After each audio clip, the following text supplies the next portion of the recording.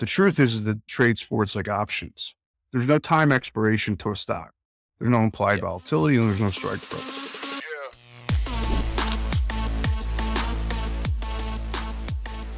The Business of Betting podcast is presented by Optimove, the #1 CRM marketing solution for the iGaming industry. 4 out of the top 5 U.S. operators personalize player experiences with Optimove, the #1 CRM marketing solution for the iGaming industry. Learn more about Optimove by requesting a demo at optimove.com/businessofbetting. And if you like what you see, you will get your first month free. What is up, everybody? I am Jason Trost, the host of the Business of Betting podcast. Today, I'm joined with Greg Wolfe of the Wolfline. He's the CEO and co-founder of Wolfline. He's an option trader turned sports betting analytics person turned advocate for consumer protection. So welcome to the pod, Greg. Thanks, Jason. Thanks for having me on. And you're calling in from Philly. I used to live in Yardley. I don't know if you know where that is, but it's kind of up the river across the road from Trenton. Where are you at in Philly? Just right in the Manayunk, actually, by the river, by Schuylkill. Very nice. Yep. Do you row yourself, or do you just watch them go by you? Just watch them go Harmony? by. So it's pretty seen down there. What's it called? The boat row, I think.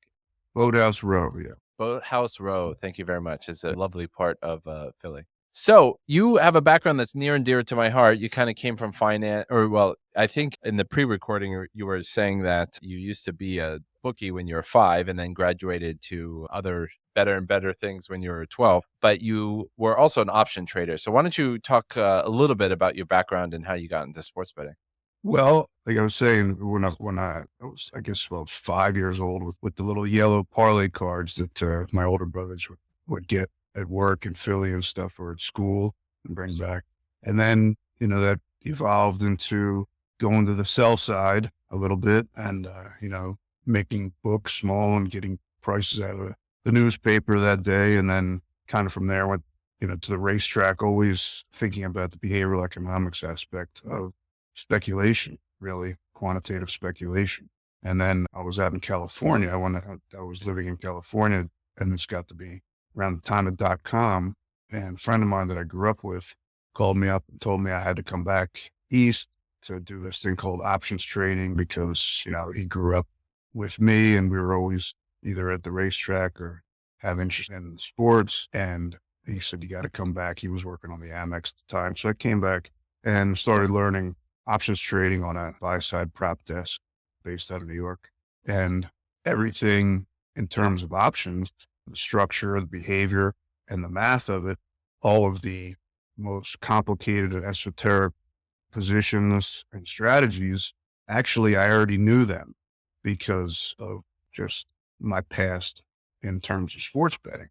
And it went for everything, whether it be straddles, strangles, butterflies, condors, calendar spreads, verticals, whatever, buy rates.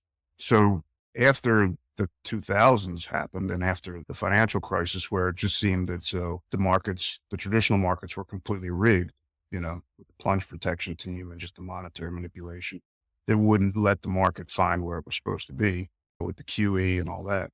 I kind of just felt like I didn't want to be involved anymore because it wasn't an appropriate market. At that same time, I was an RIA. I was working for an options education company that I helped found, and my securities license got hijacked. My name got forged on Form ADV and everything else. So I just felt like it was time to leave that. And so I just reverse engineered my brain. And like I was telling you in the pre-show, at that time, Thinkorswim was becoming what it became before it was sold to Ameritrade, now Schwab.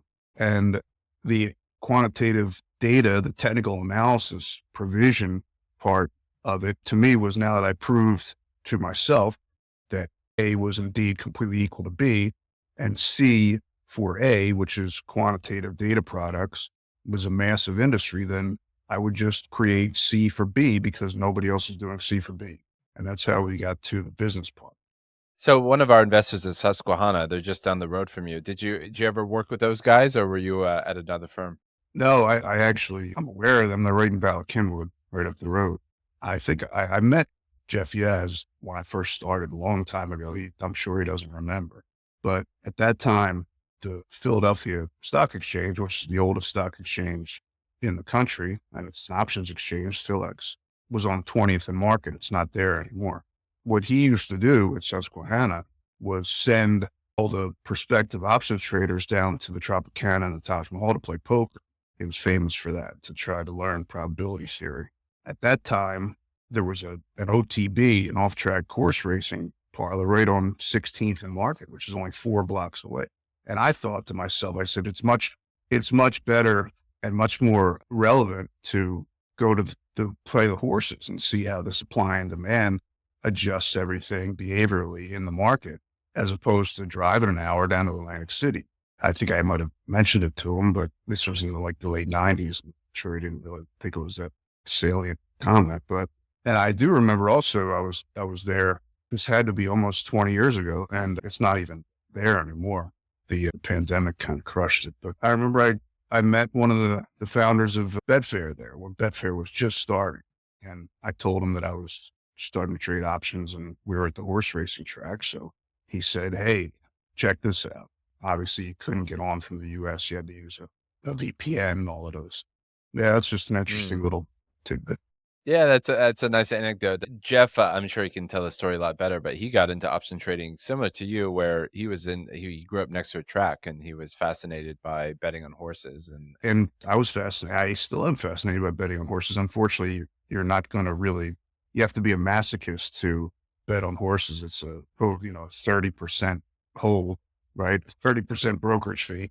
I don't know anybody that would go into a mark on $100 stock that was 85 by 115, right? Who would do that? So there's a lot to be learned. I mean, and you can look at horses as a cautionary tale, even though these current bookmakers are not able to do that for some reason. The high hold, low volume model is antithetical to really how you're going to make money in a business standpoint of it. We can just look at the New York Stock Exchange. Since 1990, volume on the New York Stock Exchange has gone up 40 times, 4,000%. And it's not a coincidence that when you look at margins, they've gone from a quarter to an eighth to a teeny to a penny, and now it's going to be half pennies. And that's options as well. And you can even go further and look at the Forex market, which is $8 trillion day, and it's traded in pips, which are 1/100th of a penny. $8 trillion a day. It's only 7 major pairs that make up 85% of it. And FanDuel, I just saw they posted 61% hold in New York for the Super Bowl. And then they revised it down to 39%, but even 39%, it's egregious. It's predatory. It's ridiculous. And we bring up horse racing, and that's absolutely true. We just look at horse racing and see what has happened to them. The only days that people care about horse racing are the 5 pop culture days: Belmont, the Kentucky Derby, the Preakness, and the 2 Breeders' Cup days. Other than that, if you look at the handle, for example, if you look at the handle of the Belmont Spring Meet, which the Belmont Stakes is in that meet, the average daily handle is less than 5% of the Belmont day because nobody goes. That business model is you exploit your customers, you make them broke, you make them crazy, and eventually they die. I mean, that's just not a good business model. I'm happy to see that you're doing the opposite. You're kind of hitting the nail on the head. I mean, like, I think horse racing is a little bit like AOL dial-up. I think they still make a couple $100 million a year selling dial-up to people. So, horse racing is going to be around for a while, but it goes down every year. Some of the most storied tracks in the country are gone. Arlington, gone. Hollywood Park, gone. They keep shutting down. It's a slightly different, but altogether a similar story in the UK, where they probably have more pop culture days in the UK. I mean, there's more festivals that are multiple days. I would say, you have the Royal Ascot, you have Cheltenham, you have the Epsom Derby, you have the Grand National, of course. So they have more cultural days, but I would say it's a similar story that outside the major cultural days, horse racing's a pretty grim thing. On the positive side, they allow fixed odds betting, which at least in theory, you can have a smaller hold of the operator. But to the point of like trading horse racing, there are some big betting syndicates that make a lot of money at horse racing, and they all get rebates from the tote operator, which is kind of a very unseemly. It feels very wrong that they would get money back to sort of pump up the volume of the system and then be able to take advantage of all this dumb money. But It's a very I mean, I might be in the wrong decade, but I kind of think about sports betting like stock trading in the 80s and 90s. Like it's very manual. You get ripped off. If you want to place a trade with a broker, it costs $100 to buy and sell. And betting, I think it sounds like we would be very simpatico. Betting has just not modernized like the way that it should modernize and the way you would think technology would push it to modernize. Yeah, I agree wholeheartedly with that. And what it comes down to is there are major problems that all you have to do, from the way I see it, and like I said, it's completely apples to apples, structurally, behaviorally, and mathematically. Unfortunately, apples are being compared to oranges, where you have casino gambling, rigged games on your phones that are being, for some reason, conflated with what are actually U.S. federal securities. As a matter of fact, in the U.S. from 1931, when all gambling became legal in Nevada, until 1975, it was completely illegal to conflate sports or horses in the same business as gambling, as just defined, fixed, negative edge casino gambling. Couldn't do it. And I'm sure you saw the movie. The only reason why they were ever put in casinos, whether it be land-based or now internet-based or apps, was because of the corruption of the Chicago organized crime with, Harry Reid and the Nevada Senate and Nevada Gaming Board. So actually the whole premise of casino being in the same house as sports, and to a lesser extent horses, is a fruit of the poison tree situation where it never should have happened in the first place in the U.S. I did not know that story. It's true. It always felt very, sports and casinos to me have nothing to do with each other. Nothing. And on the sine qua non is just, is there supply and demand? Is there supply and demand that changes the probability, the price, the ROI? If there is, then it's B. If there isn't, then it's A.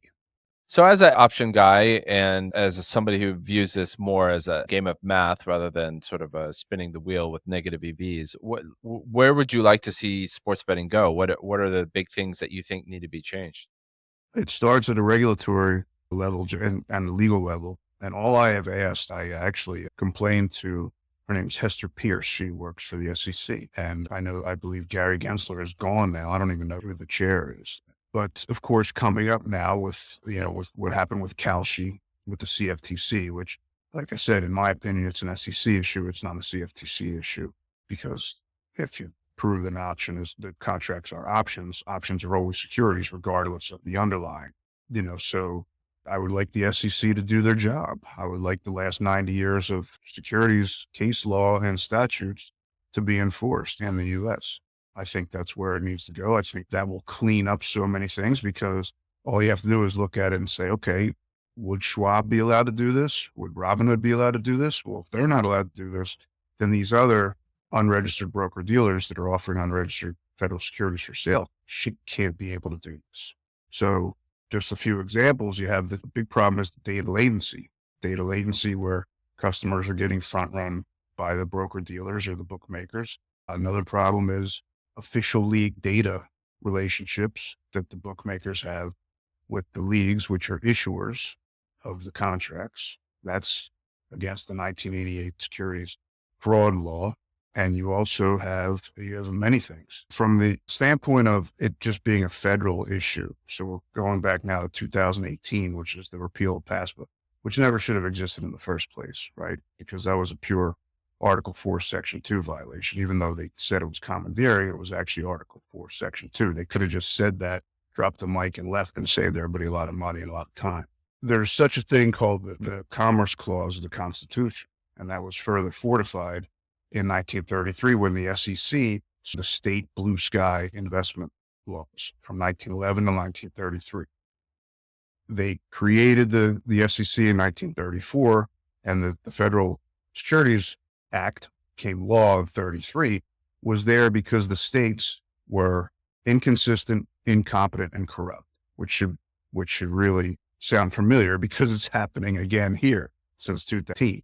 So from the standpoint of whether we're talking about federal issues or not, it's completely obvious. And I just don't know how. I thought it was going to be just a kind of turnkey type situation. But even if you just look at this most recent Super Bowl, right? We're talking about interstate commerce.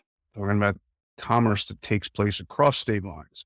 So you have, if you're a resident of New Jersey, count the states here. If you're a resident of New Jersey, you can make a bet with a broker dealer bookmaker in Massachusetts, DraftKings, right? That's another state. On a contract issued by a company in New York, the NFL, another state, involving a company from Pennsylvania, another state, and Missouri, another state, on a contract that takes place in Louisiana. And when you do this, when you make this transaction, you use a bank in Delaware and a wire service in Texas. So, okay, this is an incredibly novel theory. I've never heard anybody push this before, so I'm very interested to dive into this. So if I'm understanding correctly, you think that sports betting is clearly a security, and I don't know what the definition of a security vis-a-vis the SEC is off the top of my head, but you're advocating that sports betting is a security and thus should be regulated like a security. Is that the sort of the headline? Correct. And not only is it because of the optionality of it, and options are always a security, like I said, currency is not a security. An option on a currency is a security. A commodity is not a security. An option on a commodity is a security. When there's a finite time period, just like a game, there's only a certain amount of time in the game. There is a strike price, which is the point spread or the ultimate point spread. There's the underlying price, which is the score of the game. And there's implied volatility, which is how much scoring is expected in the game or the half or the quarter. That's just the structure of an option. So when that's the case, yes, it's always a federal security. Also, that's fortified by the SEC versus Howey decision in 1946. It was a Supreme Court decision, which is the gold standard that everybody refers to when Justice Frank Murphy said, these are the 4 precepts that create a security. And the sports bets satisfy all 4 steps. Now, I personally think, and I can't prove this because obviously this was 1946 and he's not here anymore, but if you read the majority opinion of that, it sounds to me like he's explicitly talking about a sports bet. Now, we have to understand that this is when radio and television were getting into broadcasting sporting events coast to coast. The first televised sporting event was the 1936 Berlin Olympics with Jesse Owens. After that, radio, and then to even a greater extent, television, put this all in everybody's faces. And that's when illegal bookmaking became such a massive business. And that's why people watched. That's why people tuned in.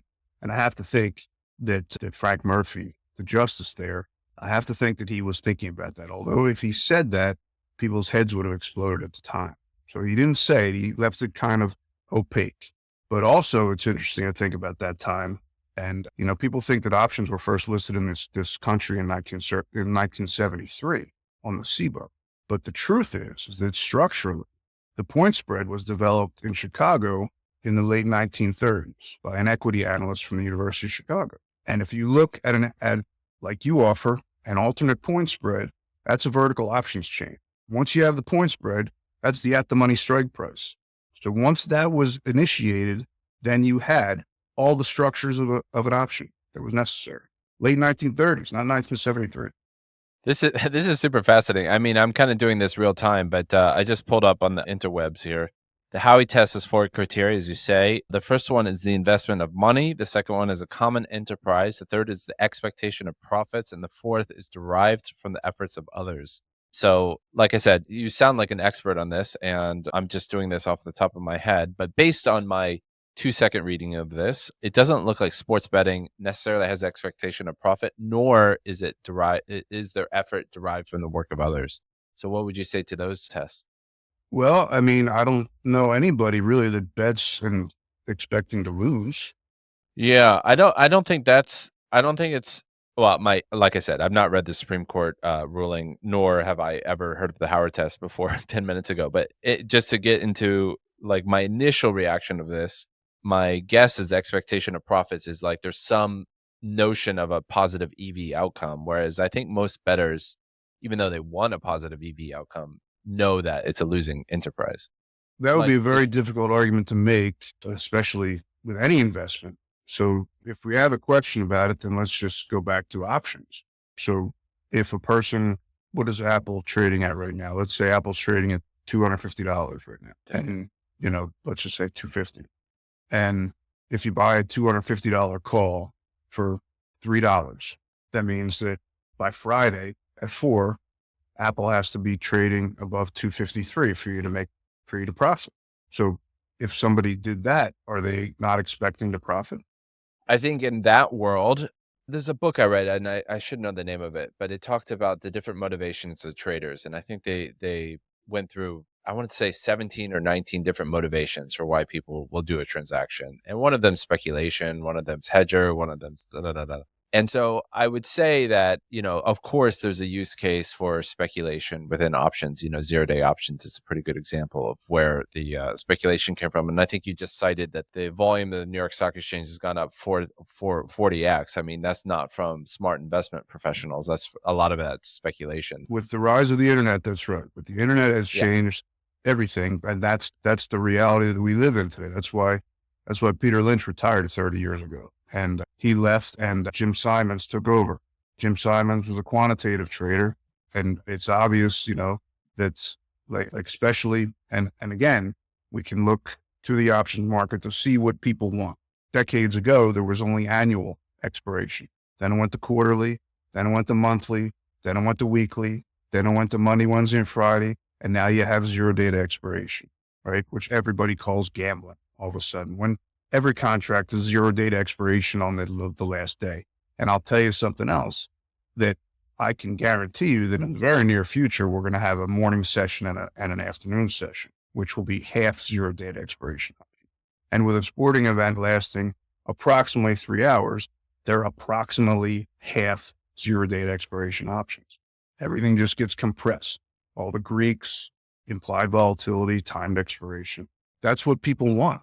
I learned a little bit about options 20 years ago. I was an equities trader and options wasn't my world, but from memory, it's a zero. That's a good point. And you have I'm glad you brought that up, because you have some companies like that say trade sports like stocks, right?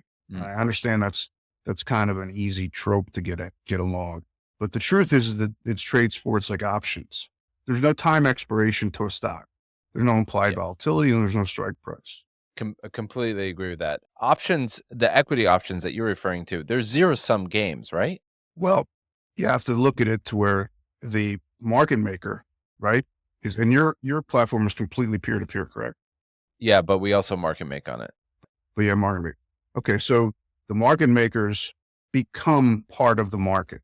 They get paid for a service, which is to maintain a fair and orderly marketplace and to increase liquidity. That's why they're there.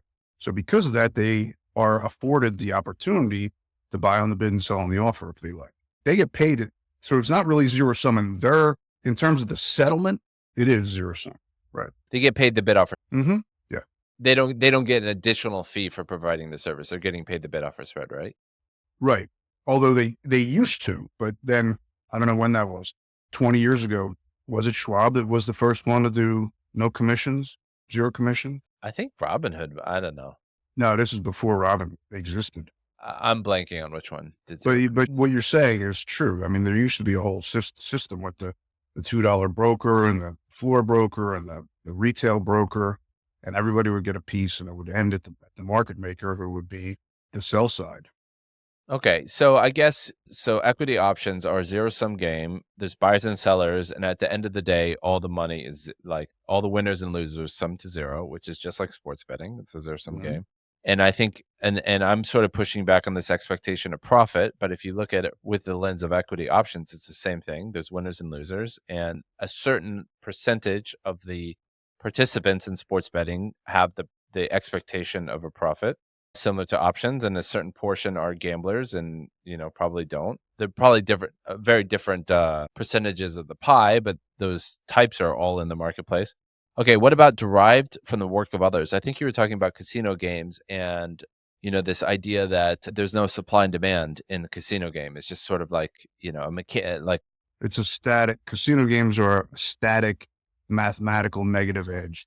Yeah, and maybe it's sort of a false analogy, but in sports betting, the outcome of the Phillies winning or losing is not going to be changed by the amount of participants who are buying and selling contracts on the Phillies winning. So doesn't this fail the fourth test as well? Like where there's no like adding money to the system doesn't increase the work of other people. Well, the way I look at it is that, for example, let's say you bet on the Packers, right?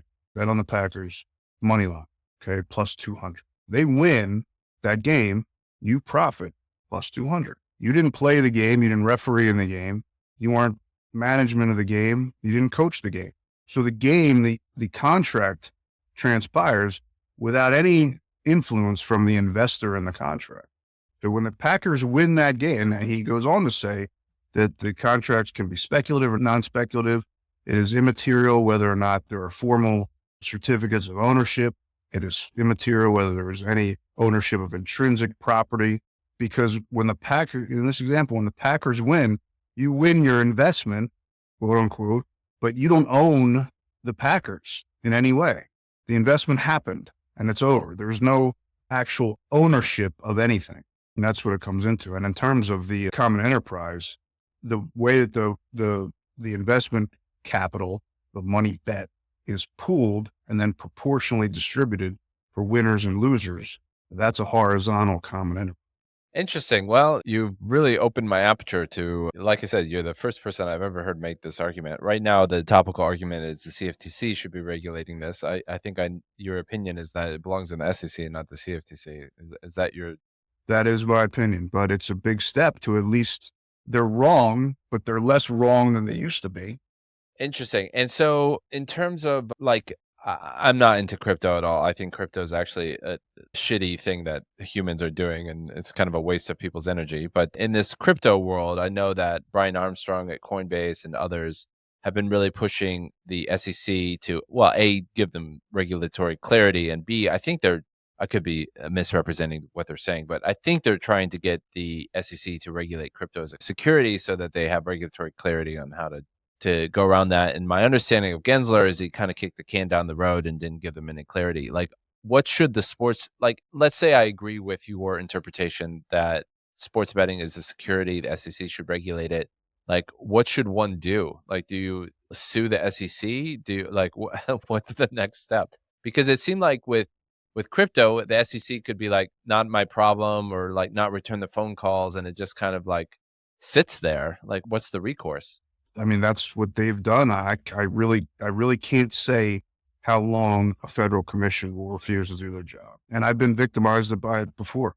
I had a massive issue. I think I spoke about it very early in the show, where my name was forged on Form ADV. My securities license, my RRA was stolen, and millions of dollars were unlawfully enriched, and I didn't get a penny. I had a 5-year odyssey with the SEC, and they did absolutely nothing. They told me to leave them alone and never call them again. It's actually very similar to, I don't know if you remember The Big Short, the book, The Big Short. I'm sure you do. I read some excerpts of it. One of the excerpts was when they went down to the SEC office in Lower Manhattan to complain, and it was exactly how it really is. The guy that wrote the book, he said it was like a therapy session. And that's exactly how they treat it. They just don't do their job. I'm hoping that with the new administration, we'll have a whole different perspective on that. But who knows? I once had a buddy that had a kind of a family squabble over an inheritance, and he had to go through litigation in the New York court system. And, he was describing all the different steps that he'd have to go. And granted, I had one side of the story, but it seemed pretty clear that he was in the right. And this should, you would think a judge would look at it like over 20 minutes and be like, here's your money. Like, let's move on with our lives. And he told me this thing that was really interesting, that he said the New York court system is not designed to judge anything. It's designed to be so slow that the parties come together such that they can, settle off court. But like he was saying, like the system is designed on purpose to be slow so that they don't have to judge, which I think in a weird, fucked up way kind of gives you more, you kind of like, it gives the system a chance to figure things out without quick judgments. You could kind of see a world where a judge is like, yeah, this is, the inheritance is yours, your uncle is wrong or whatever, here's your money. But the judge fucks it up because the judge took 20 minutes to do it and didn't take the time. Maybe there's a world where the SEC is not slow because they're incompetent. They're slow because maybe they're designed to, like, the system has to figure out these permutations before it gets to the point of securities regulation. Do you think there's any sense in that? Well, I mean, that would explain a lot, not only just the SEC, but in terms of, like you were saying, all aspects of law. I had a lot of intellectual property law issues, and that's how it came down to that many times. The judge would say, figure this out, or I'm going to figure, amongst the two of you, then they would arbitration and all that kind of stuff. Once you get into the courts, it's really difficult. But yeah, I see, and the fact of this being so topical really is something that it's going to be forced upon them to address. The thing with the crypto that bothered me, just as somebody that knows my share of securities law, just like I was saying earlier, I remember I saw Gary Gensler and what's her name, Letitia James, the New York AG. They said, well, cryptocurrencies are securities and commodities. That's what they said. And a commodity is not a security. The two things, unless you're talking about the options on them, they're not the same thing. So you can't be she could have said are commodities, or she could have said currencies. That would have been fine. And she could have said that options on them are securities, but you can't say that they're commodities and securities. Anyway, that was something that really took me. And Gensler agreed with her, but he's gone now anyways. But I do think that the gamification that we're talking about here, which is really what it's about, the democratization of looking at the contracts just exactly as they are, as options contracts, the millions and millions and millions of people that are betting the over and don't know that they're long the straddle, and they're betting the under and they don't know that they're short the straddle, but they are. They just don't know it. They just need somebody to show them, and vice versa. You got people that are options trading that they don't know that they're actually sports betting, but they are. And with the consumer harm stuff, like I was talking to you earlier, now with the very short expiration options, you're seeing a lot of people, mostly men, go into, problem gambling meetings and things like that. And their drug of choice, if you want to call it that, are zero data expiration options. They're just buying calls and hoping they win. We're almost out of time, but just to get into the consumer protection angle closely, my understanding is in the securities world, there is no consumer protection. Like there's nothing stopping somebody from draining their bank account trading options. Well, they have the disclaimer, investing in securities involves a risk of loss. You see that at the bottom. But there are definitely certain consumer protection that you don't really hear about. For example, like I was saying earlier, if Schwab can't do it, like if you were to put a virtual slot machine on Schwab's website, how long do you think that would last? Right? A couple hours. Yeah. I mean, it would be absolutely ridiculous. Again, we're talking about the issuers of the contracts being the leagues, and the official league relationships with the broker dealers, the bookmakers, the sell side.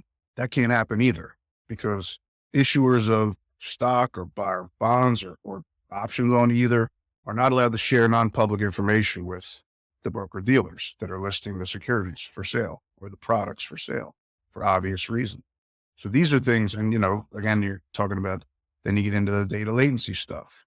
I'm sure you heard of high frequency trading that happens. That's front running. I mean, it's illegal. They're not doing their job again, but it's much worse, not to a size extent, but in terms of just latency factor that with the bookmakers and the lag time and the score with the live betting. And then you get to the play by play, right? The pitch by pitch stuff. That's just not good for business. You can't win. I completely agree with you on the front running point. I mean, not only is it allowed in sports betting, it's one of the main business models of makers is the whole front running. And they operate with impunity. They just say, oh, this is fine. Nothing to see here. I didn't quite understand how you were saying like the NFL owns the contract. I didn't get that argument. The NFL makes the games. So they create, it's like a company that makes a company. It's like Home Depot makes the company. So the NFL makes the players, they make the schedules, they make the teams, they do everything logistically to create that contract happening. But they don't own it's not their contract. It's about what they're doing. It's like a derivative work. There is such thing called a non-issuer contract, where the issuer does not directly benefit from the issuance of the contract. They still issue it, but it's a non-issuer contract. And that's what it looks like to me. Interesting. Well, Greg, You really opened my eyes to. I found this conversation fascinating. So I hope the listeners did too. It's a really interesting argument, and I think it makes a lot of sense. So I'm going to be thinking about this one. If people want to get in touch with you, where should they find you? They can email me at thewolf, THEWOLF, no E, at the Wolfline, THEWOLFLINE.com. Or they can send an email to support@thewolfline.com. Great. And before I let you go, I have a tradition on this podcast of asking people what they want to be when they grow up. So what do you want to be when you grow up? A philosopher. Oh, that's a good answer. I like that one. All right, Greg. Well, thank you for teaching me about securities law. I thought I knew a decent amount, and you showed me I did not know as nearly as much as I thought I knew. And I very much enjoyed your theory about the SEC being applied to the sports betting. So thanks very much for stopping by, and I hope the listeners get a lot out of it as well. Yeah, Jason, I really appreciate you having me on, and I mean this sincerely. I really like what you're doing because there's two paths right now that are going on, and you're on the right path. You're on the right path. I mean, I can't tell you how many companies I've spoken with since I started doing this, and they literally have told me, I'll just close with this. They literally told me, because I said, this is how it works. You know, people have access to quantitative data. They make more decisions. The volume goes up, margins come in, you get more business. That's how it works. They said, we don't want that. We want our customers to be dumb. We want to bet against them. We want wide margins and low volume. And if they win, we'll ban them. That's what they told me. And I've been everywhere from Las Vegas to to online to whatever. They've told me that. And you don't have to be a rocket scientist to know that tight margins, high volume is the way to go. So I'm very happy to see that that's what you're doing. Great. Well, it's the lonely path so far, but we will be philosophically correct. I understand lonely paths. All right. Well, thanks very much, Greg. Take it easy.